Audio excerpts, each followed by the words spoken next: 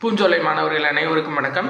இன்னைக்கு 28, 29 வெள்ளிக்கிழமை சனிக்கிழமை 2 நாளுக்குரிய நியூஸ் பேப்பர் பார்க்க போகிறோம்ப்பா.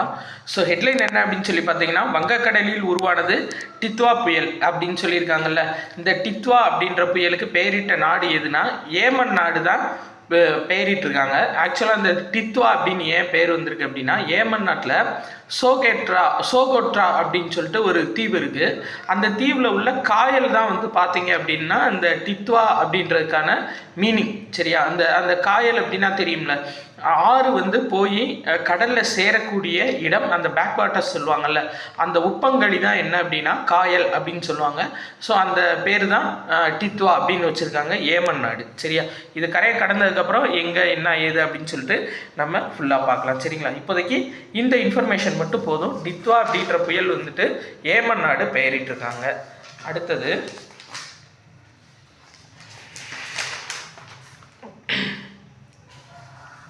இந்தியா சார்ந்த இன்ஃபர்மேஷன் நிறையா இருக்குப்பா. இந்தியா விண்வெளித்துறையில் தனியார் மயமாகுது. ஆக்சுவலாக என்ன அப்படின்னு பார்த்தீங்கன்னா, இந்த இருக்கு பார்த்தீங்களா, ஸ்கைரூட் அப்படின்ற நிறுவனம், இந்த இருக்கு பாருங்கள், ஸ்கைரூட் அப்படின்ற நிறுவனம் ஐஐடியோட முன்னாள் மாணவர்களோடு மாணவர்கள் ப்ளஸ் இஸ்ரோவோட முன்னாள் விஞ்ஞானி பவன் சந்தானா, பரத் தாக்கா இவங்கெல்லாம் இணைஞ்சு தான் இந்த ஸ்கைரூட் அப்படின்ற ஒரு நிறுவனம் வந்து துவக்கியிருக்காங்க. இவங்க தெலுங்கானா மாநிலத்தில், சரியாப்பா, இன்ஃபினிட்டி கேம்பஸ் அப்படின்னு சொல்லிட்டு ஒரு கேம்பஸ், ஒரு வளாகத்தை உருவாக்கியிருக்காங்க. தெலுங்கானா மாநிலம் ஹைதராபாத்தில் இன்ஃபினிட்டி கேம்பஸ் அப்படின்ற வளாகத்தை உருவாக்கியிருக்காங்க. இன்ஃபினிட்டி கேம்பஸ் அப்படின்றது இங்கே கொடுத்துருக்காங்க பாருங்களேன், ராக்கெட்டுகளை வடிவமைத்தல், உருவாக்குதல், ஒருங்கிணைத்தல், சோதனை செய்தல், இது எல்லாமே செய்யக்கூடியதான் இந்த இன்ஃபினிட்டி கேம்பஸ். சரியா? இது எங்கே அமைச்சிருக்காங்கன்னா தெலுங்கானா மாநிலம் ஹைதராபாத்து ஸ்கைரூட் நிறுவனம். ப்ளஸ் இவங்க வந்துட்டு அவங்க கண்டுபிடிச்ச சேட்டலைட்டை ஏவுறதுக்கான ராக்கெட் விக்ரம் 1 அப்படின்ற ராக்கெட்டையும் இவங்க ஏவ இருக்காங்க. சரியாப்பா? இந்த இருக்குது பார்த்தீங்களா, விக்ரம் 1 அப்படின்ற ராக்கெட்டையும் வந்து ஏவ இருக்காங்க. ஸோ இதுதான் பேசிக்கான விஷயம், நீங்கள் ஞாபகம் வச்சுக்கோங்க. சரியா? சரி, ரைட்டுப்பா, ஓகே. அடுத்து இந்தது பாருங்கள்.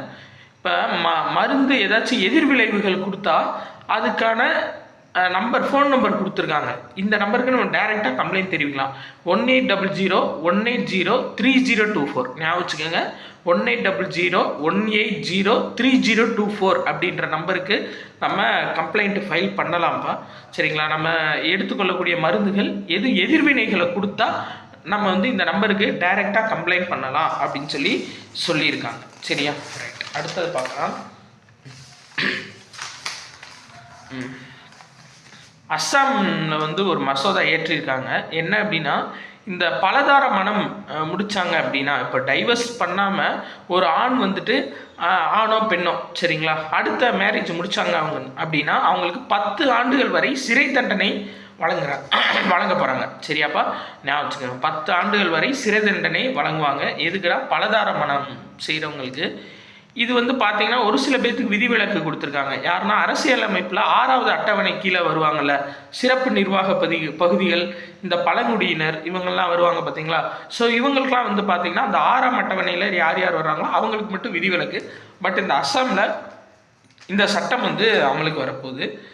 இந்த முத்ரா திட்டம் அது சந்து கொடுத்துருக்காங்க. இப்போ அதிகபட்சமாக 20 லட்சம் வரை கடன் வந்து கொடுக்க போகிறாங்க. சரியா? ஆக்சுவலாக முத்ரா திட்டம் அப்படின்றது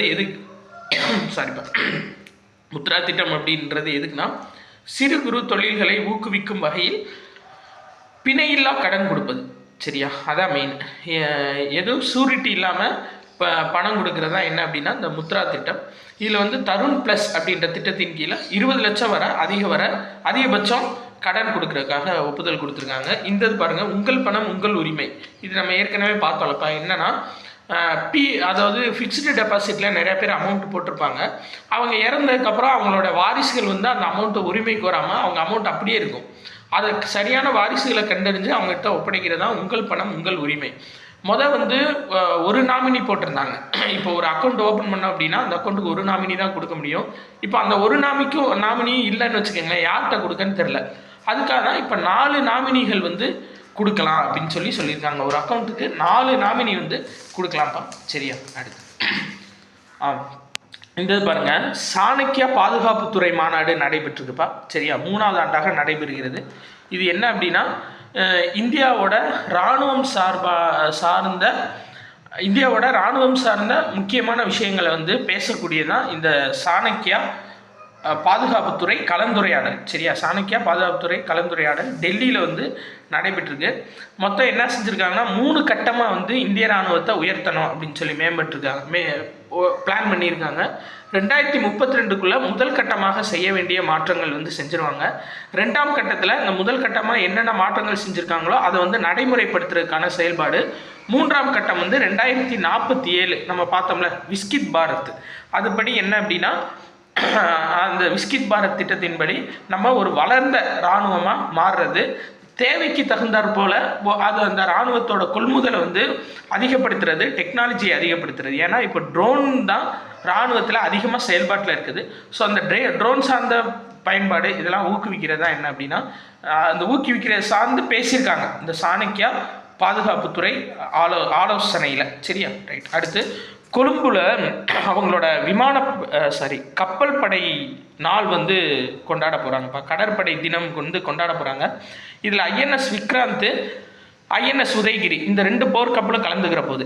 இது 2மே ரொம்ப இந்தியாவோட பவரான போர்க்கப்பல். ஏன் அப்படின்னா ஐஎன்எஸ் விக்ராந்த் வந்துட்டு நம்மளுக்கு விமானம் தாங்கி போர்க்கப்பல், ஃபுல் அண்ட் ஃபுல் உள்நாட்டிலேயே தயாரிக்கப்பட்ட விமானம் தாங்கி போர்க்கப்பல் தான் ஐஎன்எஸ் விக்ராந்த்.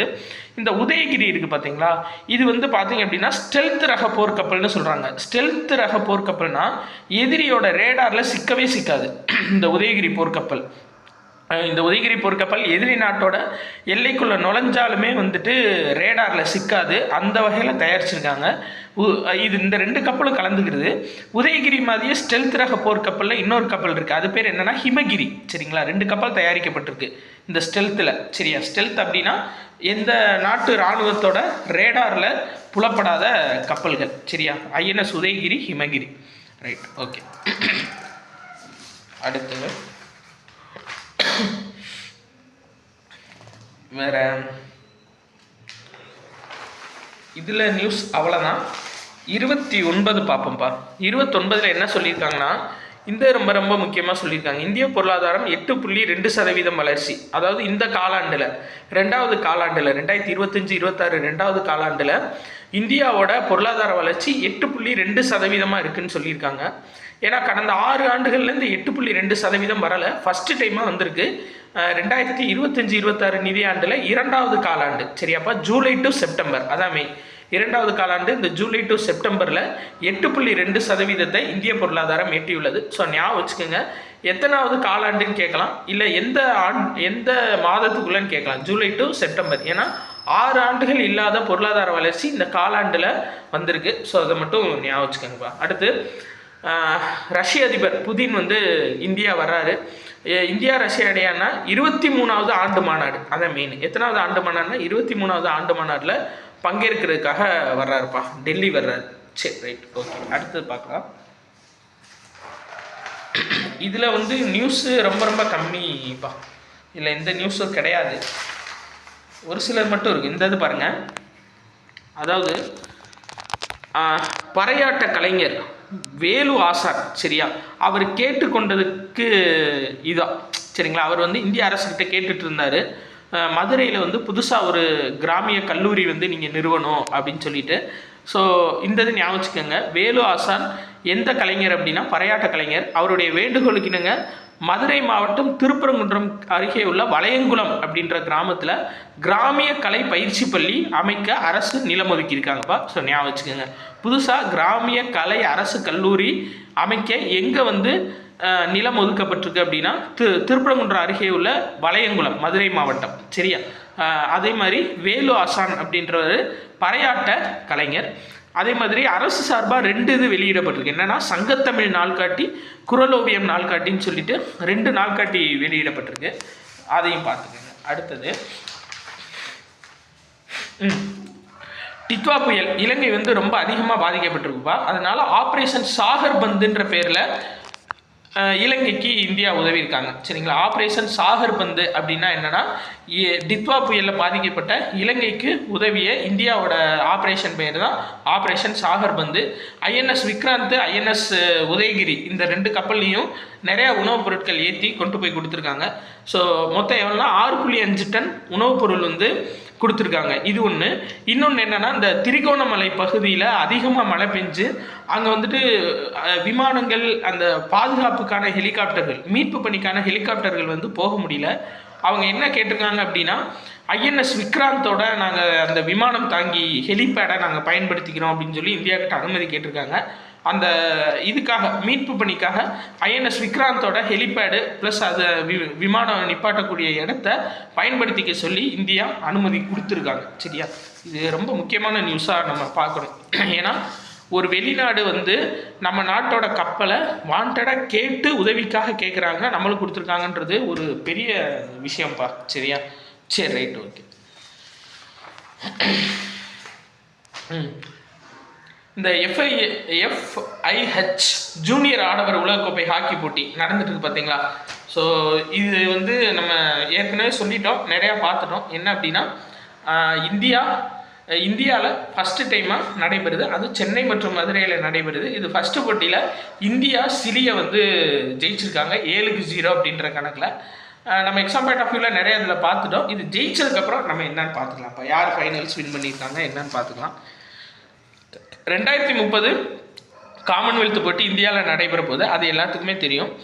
அடுத்து வந்து ஒலிம்பிக்கு எப்போ பிளான் பண்ணியிருக்காங்கன்னா 2036க்குப்பா, ஞாபகம் வச்சுக்கோங்க. இன்னும் பெர்மிஷன் கிடைக்கல, பட் இந்தியா கேட்டிருக்காங்க 2036 ஒலிம்பிக்ஸ் வந்து நாங்கள் நடத்துகிறோம் அப்படின்னு சொல்லிட்டு. இதில் நிறைய நாடுகள் போட்டியில் இருக்காங்க. யுனைடெட் அரப் எமிரேட்ஸ், UAE, இன்னும் பல நாடுகள் போட்டியில் இருக்காங்க. இந்தியாவும் அப்ளை பண்ணியிருக்காங்க. ஸோ பார்ப்போம் இந்தியாவுக்கு கிடைக்குதா 2036க்கான சான்ஸ் அப்படின்னு சொல்லிட்டு பார்ப்போம். கோவாவில் வந்து சர்வதேச திரைப்பட விழா நடக்குது பார்த்தீங்களா? இதில் வந்து 50 ஆண்டுகள் திரைத்துறையில் சக்ஸஸ்ஃபுல்லாக நிறைவேற்றினதுக்காக ரஜினிக்கு வந்து பார்த்தீங்க அப்படின்னா திரைத்துறை வாழ்நாள் சாதனையாளர் விருது கொடுக்கப்பட்டிருக்கு. ஸோ கேட்கலாம், சரிங்களா? கோவாவில் நடைபெற்ற சர்வதேச திரைப்பட விழாவில் 50 ஆண்டுகள் திரைத்துறையில் சாதனை புரிஞ்ச ரஜினிக்கு வந்து வாழ்நாள் சாதனையாளர் விருது கொடுக்கப்பட்டிருக்குமா. ஸோ அவ்வளோதான், இந்த 2 நாள் நியூஸ் பேப்பர் வந்து கம்ப்ளீட் ஆயிடுச்சு. நன்றி.